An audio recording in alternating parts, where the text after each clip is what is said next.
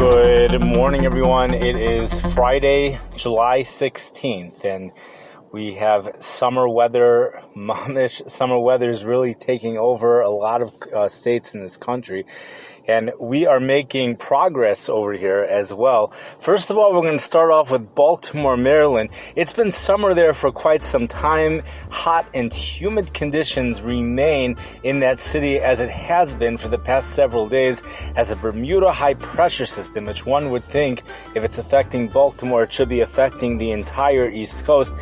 And it is on some level affecting the entire East Coast, but not on a consistent basis and not with the same intensity that it's affecting Baltimore or Washington, D.C. High temperatures in Baltimore, Maryland forecast to be mid-90s today.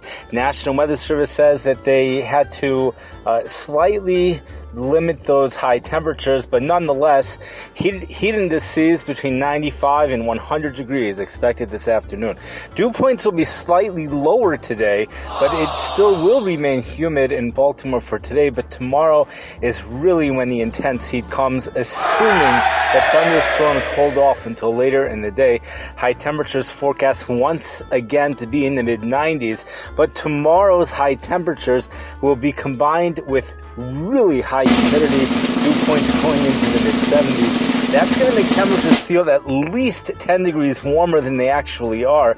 That's assuming temperatures are between 90 and 95. If temperatures get higher than 95, then those types of dew points will actually make the temperature feel even more than 10 degrees warmer than they actually are. Current heat indices forecast for tomorrow in Baltimore, which is east of the Blue Ridge Mountains, is expected to be around 105.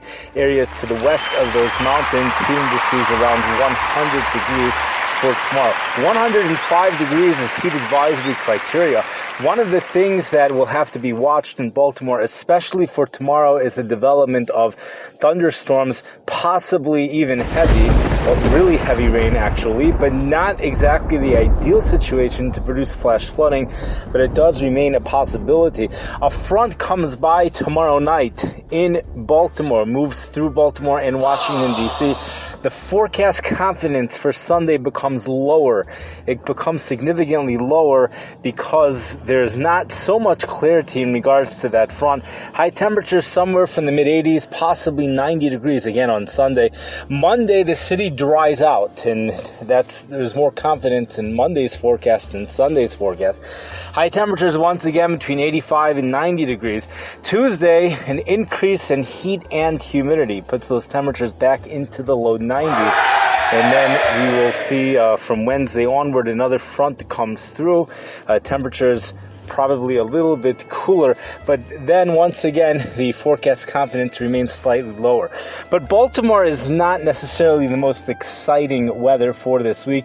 It has been getting consistency, and consistency is fascinating, and especially in cities which are north of Miami, consistency is always fascinating.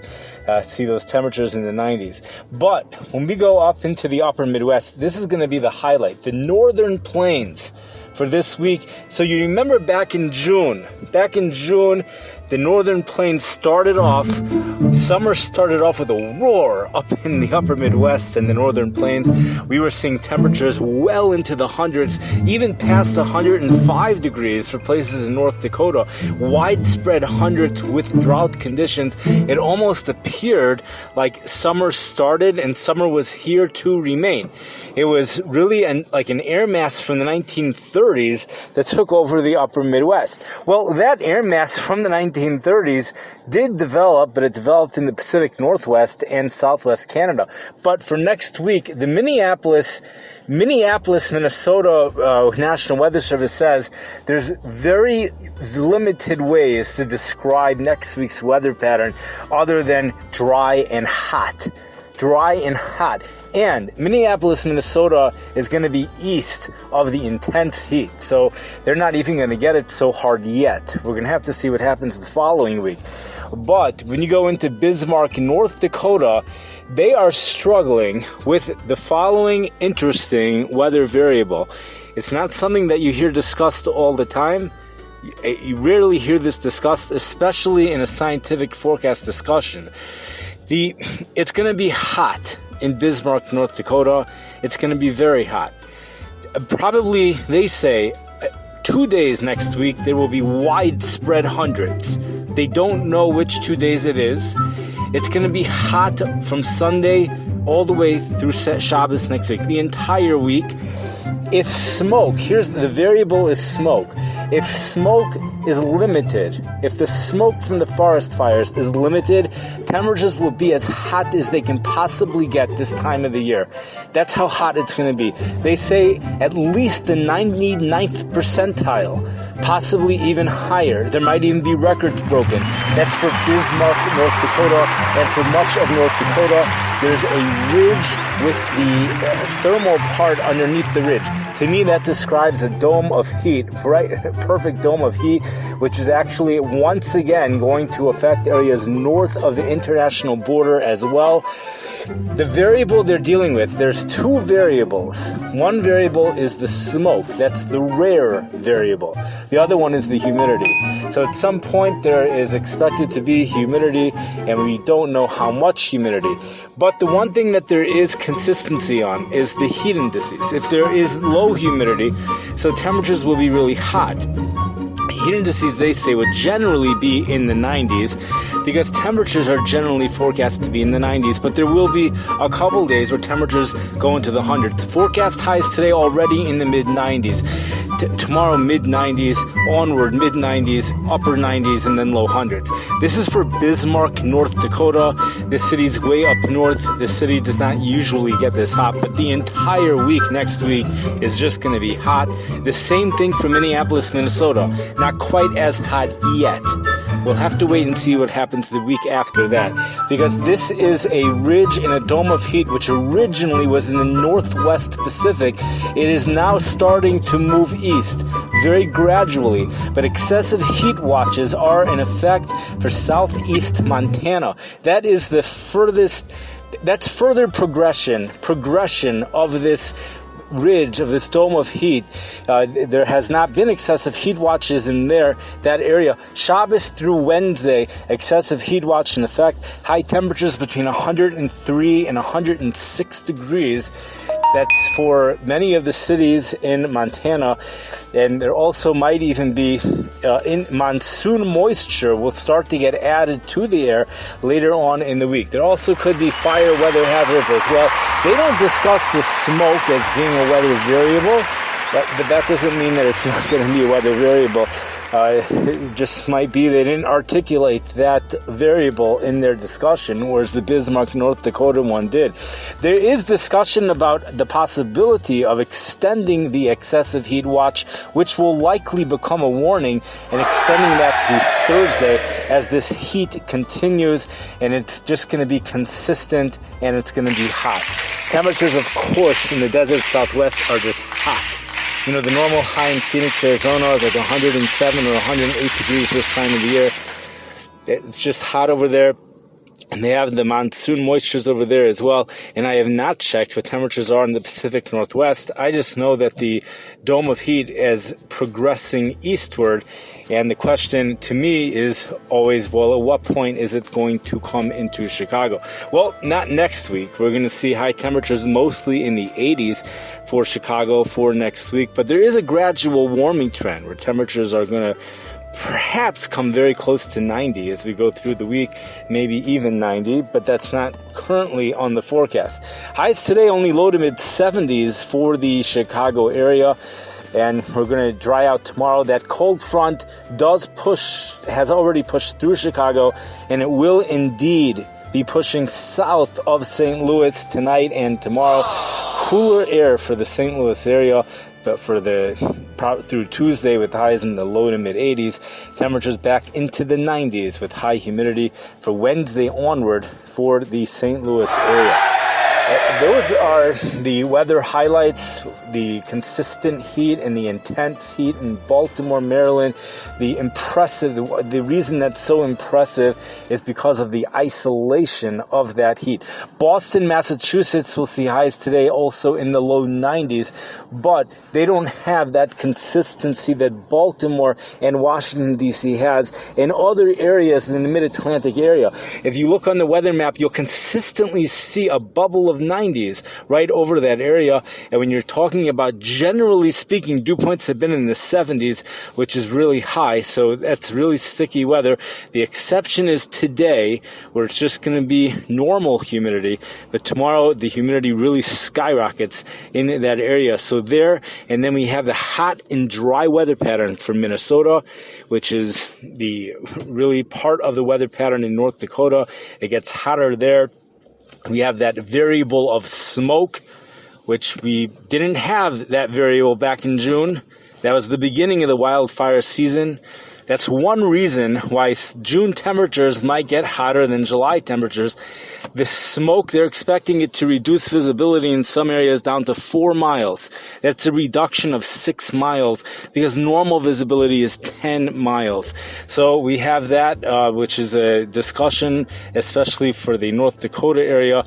If there's only a little bit of smoke, it may not affect the temperatures that much, but otherwise there may be a significant drop in temperatures as that smoke blocks out the sunlight, and the real heat is going to be taking place in Montana, eastern Montana, and we're going to probably see the progression of that move east, if maybe gradual, but the progression will be taking place nonetheless. Drought conditions, well, Chicago, the northern Illinois, remains under an extreme drought. That's what the drought monitor says. All that rain we had did very little to reduce the drought conditions, and we're getting set up. We're set. The area's getting prepared here in the Midwest for this upcoming dome of heat that will be situated probably just to the west of Minnesota, maybe even touching Minnesota, not Chicago yet. That brings our little podcast to an end. But you know what? It's not going to bring it to an end, because I want to say the following. Record high for today here in Chicago took place in 1887. Now, I love that. 1887. Okay. And the official weather station was right next to Lake Michigan. You can just imagine what highs were well inland. Record high for today, 100 degrees. That's what this is, 1887. This information comes from the Chicago Tribune, Tom Skilling's weather section over here. Normal high for today is 84 degrees, normal low 64, record low 49 degrees. Set back in 1945. High temperatures yesterday, 81 degrees at Midway with a low of 70, only 11 degree difference.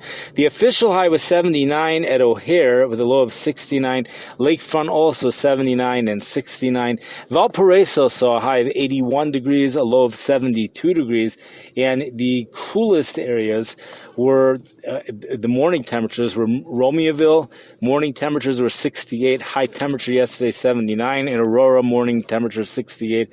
High was 78 degrees. And I think Gary, Indiana, is the place which saw the smallest difference between night and day. Morning temperature 72, that was the low. 79 was the high temperature. So the shore temperature on the Chicago shore, 72 degrees. We're making progress. We're expecting it to hit 80 degrees in a few weeks. The crib water temperature, 71 degrees. Shkia tonight, sunset tonight here is 8:23. And remember, every 13 miles east you go, the sunset gets 1 minute earlier. That's the way it goes. Every 13 miles east you go, the sunset gets 1 minute earlier. So imagine, I don't know what it is for South Bend, but then you have to add an hour. So how many miles, however many miles it is to South Bend, Indiana from here on a bird's fly, whatever it's called, not according to the roads. So you divide that by 13. And then you subtract that number from 8:23, and then you add an hour.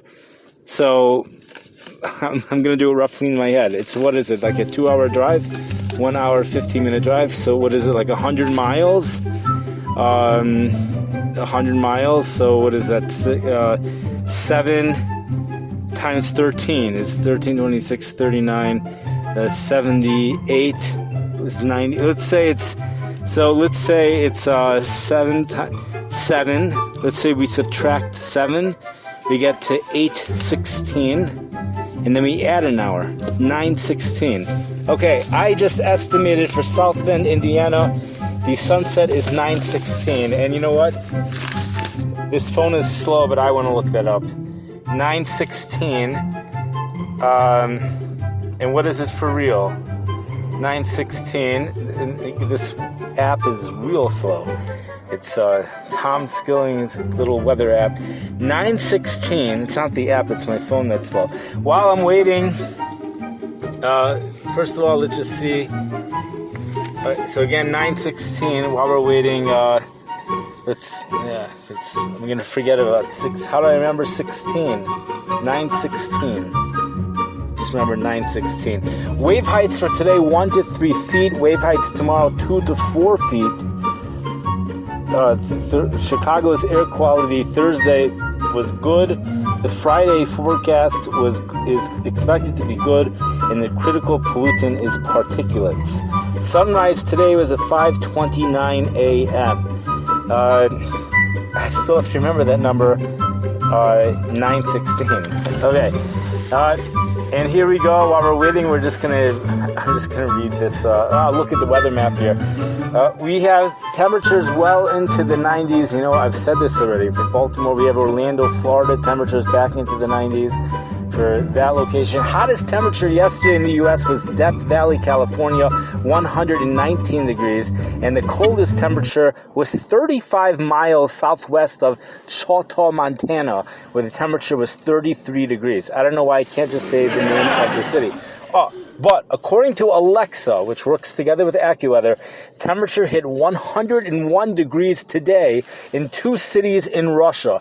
I can't tell you for sure if that was official, because sometimes the AccuWeather temperatures I've noticed are not official, so they might be a degree or 2 off.